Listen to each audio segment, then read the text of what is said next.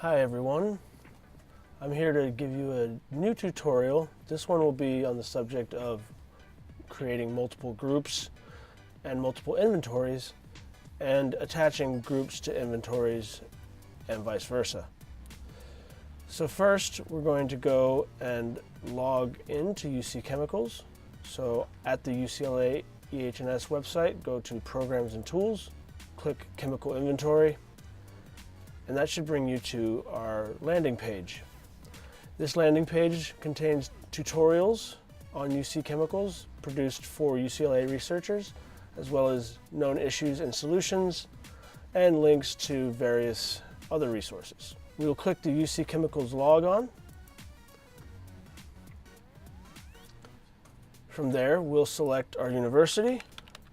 It should be listed under University of California, Los Angeles.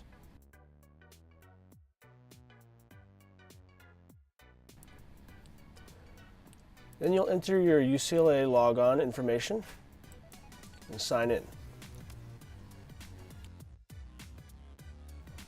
Use your multi-factor authentication to confirm your identity. And there you are, you're now entered into UC Chemicals. First thing we want to do is actually create our groups. So we'll go to this icon in the upper right and go to the profile section of the website. From here, you can see you have your information and you have your groups tab here. I'm going to create a group, and because my laboratory has multiple groups, one of which uses chemicals and does chemistry, we're going to call them Jack's Chemistry Group.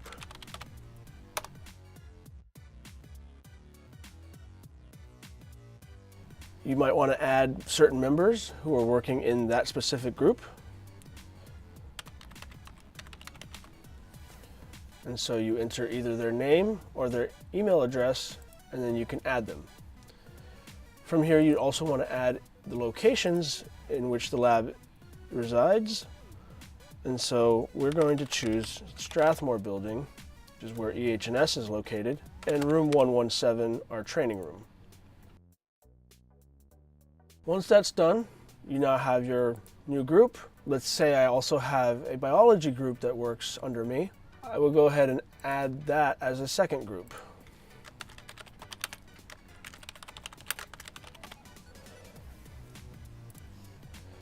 Here I'll add a different member who works solely on the biology side of things.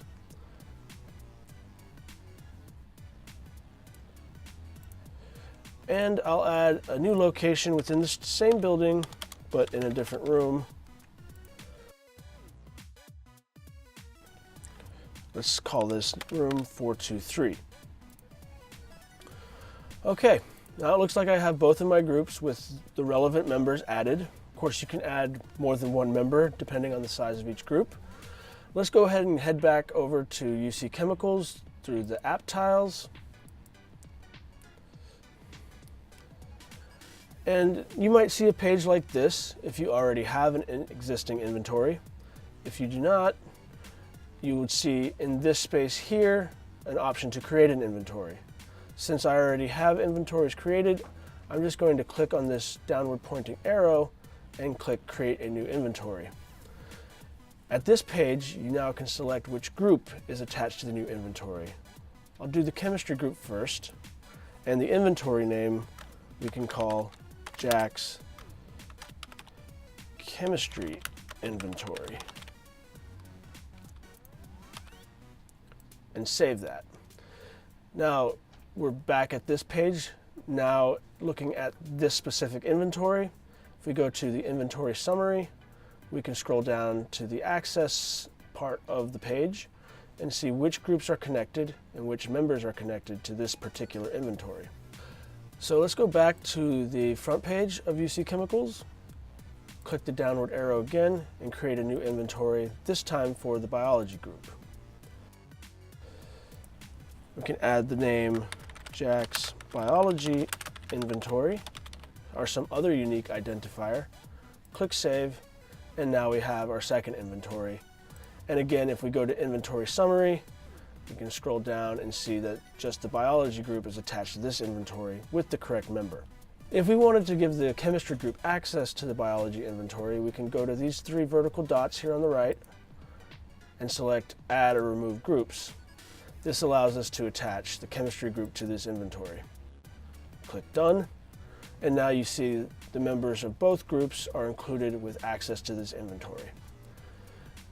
Now, similarly, if we go and look at Jack's chemistry group and which inventories they belong to, they'll include both the biology inventory and the chemistry inventory.